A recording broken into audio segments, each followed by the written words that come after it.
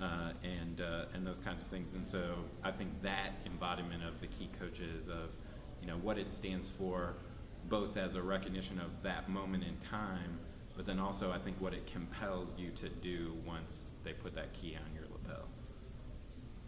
Amen again. One of the most meaningful sort of moments for me coaching was when I got my key, in part because Alex Pritchard, who also is a key, I'm gonna get misty again, it's not good, said to me, "You're getting this key independent of your association with Dan," and that was meaningful to me. I think for me, for me, this will all get edited out, right? No one needs to know I have emotion. Good, excellent, that's important to me. The other part of it for me that's always meaningful is I just love coming and listening to people talk. It's always a moment of renewal for me every season to come and listen to people share their story. And everybody has their own obstacles, everybody has their own origin story, everybody has their own things that are valuable to them about the activity, and I think that's part of what makes the activity great. And so it's always a moment of renewal for me to get to hear people, or to get to hear Melissa be sassy about stuff. This is also moment of renewal for me too. So I think that it is important. When I was debating in high school, I never had an opportunity to come to the Barkley Forum. It wasn't the nature of my program. Didn't really come until I started coaching at Jesuit. But I can see the value in the tradition and in the pomp and circumstance, and we bring our debaters to the opening ceremony so that they can see that they're a part of that pomp and circumstance and that tradition, not just at Jesuit, but more broadly as well. So, and that goes back to that kind of, we like to have our debate team function like a family, and I think that the Barkley Forum clearly fosters that, and you can see that in the loyalty that people show to the Barkley Forum, and that people come back year after year to be a part of it. So. Both of you just kind of spoke a little bit about this community, not just being a key coach, but just the speech and debate community. I'm sure there are folks that are wondering if they should participate in debate. Students, I know that students that may be just getting into debate our speech and may find it to be some challenges or roadblocks. And obviously there are people that are wondering, should they invest in debate?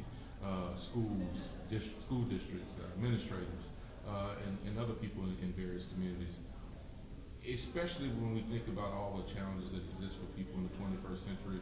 Could you all speak to what you would say to those folks in relationship to what speech and debate provides? Yeah, I think it is a crime of our educational system if you are a school and you do not have a speech and debate team.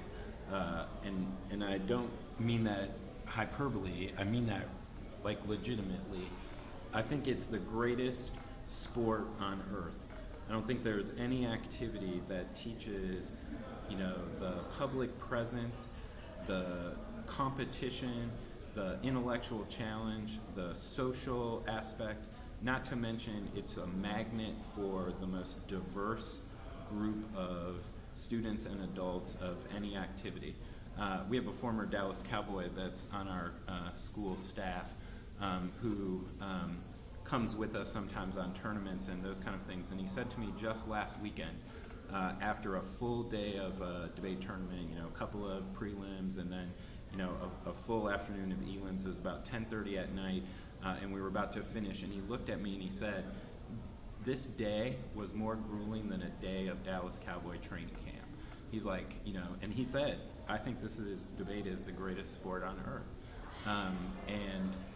And so, if you're a principal, you should have a debate team. The research is ridiculous about what it'll do for academic achievement, test scores, college placement, retention level, those things. If you're a teacher, incorporate debate into your curriculum. There is no activity that gets a kid more excited about presenting their ideas, seeing things from different sides, and those things. And, certainly the school districts like Boston and Baltimore, and some of those that are, integrating evidence-based learning and debate across the curriculum from elementary schools on, are a testament to, what this activity means, not only to our schools, but just to our country.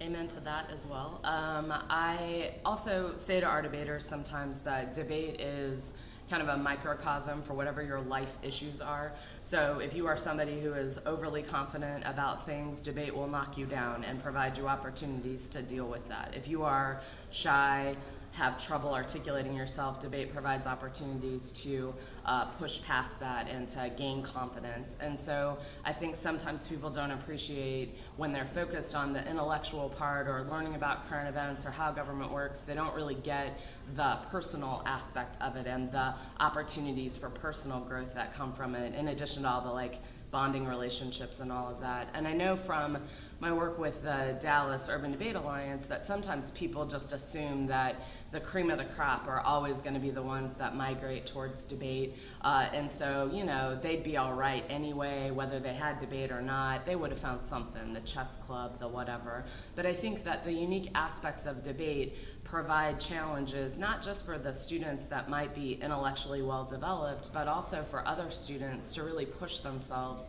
And I think that it's that opportunity to push yourself and be more than you envision that you could be that is in fact the like greatness of debate, and the reason why debate is unique in, you know, the sort of span of things that you could do. The chess club, the whiz quiz may have their own benefits, but debate is unique in its ability to provide you those opportunities for intellectual and for personal growth. And so the resources required may be extensive in some programs, but I think that it's a value added for communities, for schools, that really like can't be quantified. And those people that come back after having had experience in debate and give back to their communities, I mean, that's, you know, a long-term investment that even if in the short term seems extensive, over the long-term benefits both those individuals but also the community, I think.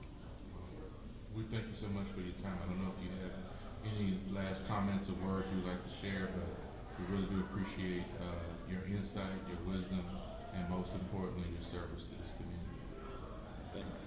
Thank you. Yeah, I got nothing else.